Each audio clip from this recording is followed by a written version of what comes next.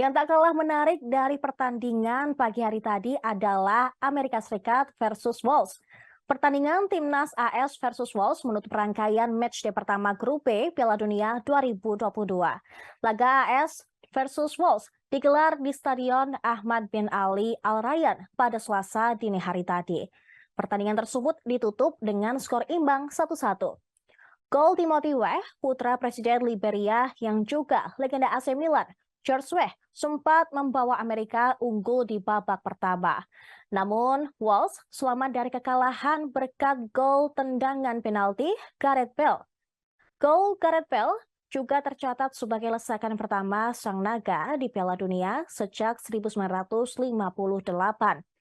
Kebuntuan AS baru berakhir pada menit ke-36.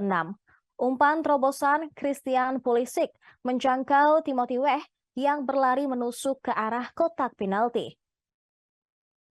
Pemuda 22 tahun yang memperkuat klub Lille mendahului Nico Williams dan menceploskan bola secara mulus ke gawang lawan. Gol ini prestasi tersendiri bagi Timothy Weah, mengingat dirinya sukses melampaui pencapaian sang ayah. Skor 1-0 untuk keunggulan Timnas AS menutup babak pertama di Al Rayyan.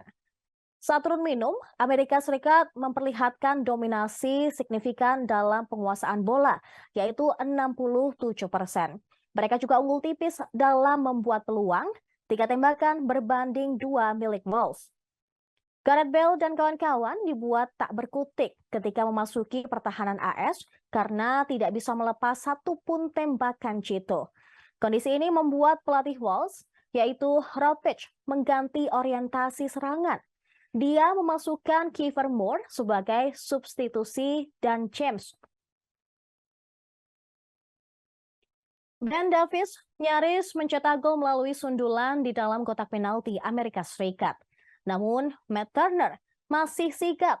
Sang kiper AS itu dapat mencegah Ben Davies mencatatkan namanya di papan skor pada menit 65.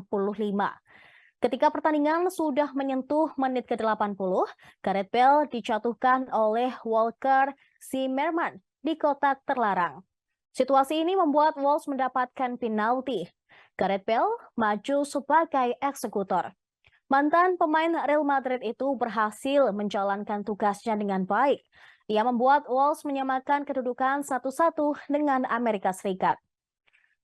Pertandingan Amerika Serikat versus Wales pun dipastikan berakhir seri dengan skor 1-1.